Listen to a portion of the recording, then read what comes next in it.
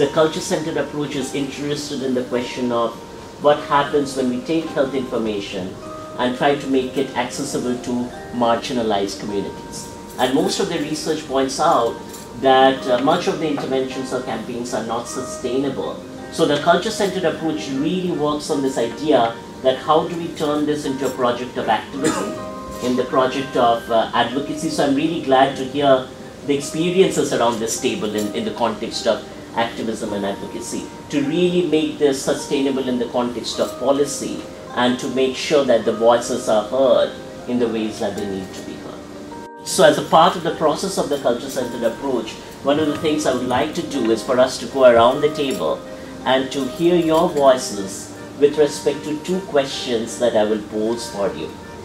The first question I will pose is really broad in terms of what health means to you. And what we will do is we'll go around, talk about that a little bit, and then we'll talk about what does heart health mean to you. Being physically fit, being healthy, being happy, being, content. Health means to me having a very high quality of life, being able to participate and do whatever you select to do and not have fear and or worry about your particular entities. And that would include if I wanted to exercise and not have arthritis cripple me, being able to have the ability to hear or have at least some type of instrument that gives me access for the ability to hear. So for me, it's an enhanced quality of life. Basically the same thing. I'm just trying to live a balanced life, to be able to enjoy your family, interact with society, and to be a role model for young people and sometimes even elderly people. So if we can teach the generation behind us the importance of maintaining good health. To me, good health means good spiritual health, good mental health,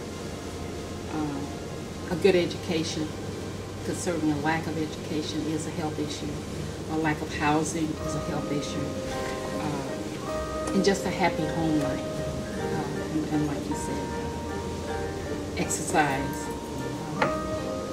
the way you eat, all of those things contribute to good health. So I don't think there's just one component. I think there's just so many things that really make a healthy person and good health. The word health could be everything from poor health to healthy or excellent health.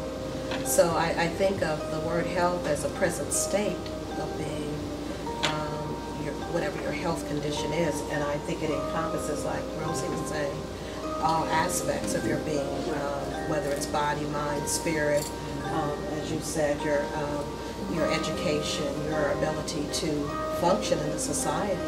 I think when I think of health, I always think of wanting to be in good health or wanting to be healthy.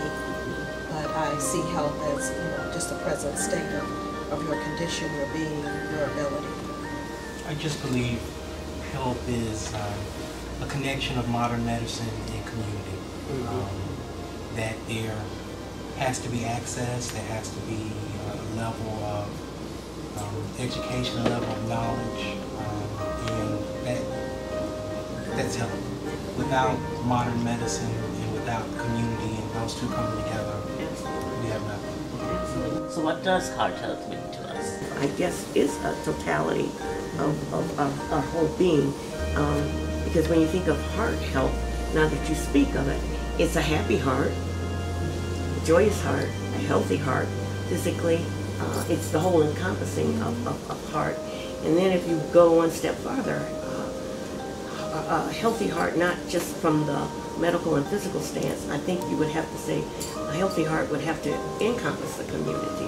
That a healthy heart is a community that is engaged and embraces the entire positive aspect of what that particular community has. And if there is a negative that does occur, that the overall community finds a means by which they can bring positive from it. That there's a collective body to bring good from whatever happens to be. And if we're talking from the physical aspect of the heart, to be able to do everything humanly possible until the very end, if that's where we are, to give that person, again, I always go to the quality of life, the quality of their whole being and their heart, being able to do for them as much as we can humanly do from the medical aspect, as well as the healing of the heart from the mental aspect. Heart health is also knowing that you can overcome it, that it doesn't have to be against us.